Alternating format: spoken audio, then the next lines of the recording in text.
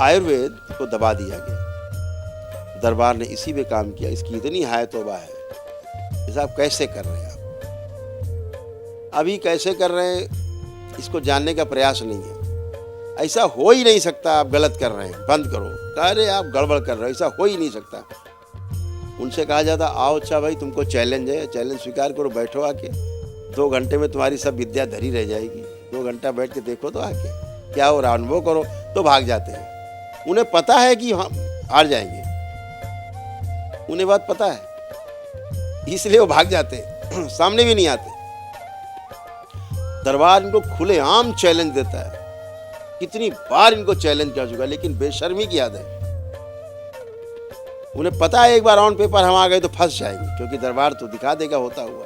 क्योंकि सारे कम से कम 30,000 से ज्यादा वीडियो दरबार के चैनल के साथ साथ हजारों चैनलों पड़े हुए हैं। स्वस्थ होने की स्वीकारोक्ति है लोगों की, असाध्य रोग तक स्वस्थ हो, उनसे मुक्ति मिल रही है। विदेश के लोग भी आते हैं, संपर्क में रहते हैं।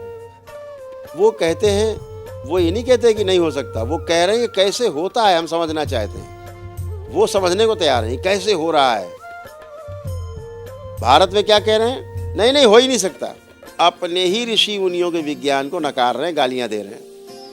और दूसरे देश के लोग हमारे ऋषि मुनियों के विज्ञान को हाथों हाथ लेने को तैयार हैं। हमारे पास बहुत ऑफर है कि आप आओ हमारे देश में ही बस जाओ। दरबार वो सब सुविधा देगी भारत, वहाँ की सरकार, आप यहाँ करिए। दरबार उसको स्वीकार नहीं करता कि हमारे देश की विद्या है, हमारे भारत की विद्या है, हमारे ऋषि मुनियों का विज्ञान है, तो हमारे देश का ही नाम इसमें आगे हो, उनका ही गौरव आगे रहे। हमारे ऋषि मुनियों का जो गौरव है वो सर्वोच्च रूप से सबसे आगे रहे, उनको ही सम्मान मिले। लेकिन इस देश में इतना नकारापन है, इतने ना समझ लोग बैठे हुए हैं, हाथ में शक्ति होने के बाद भी, कि उनकी हिम्मत नहीं है कि वो इस विज्ञान को ऊपर उठा सके।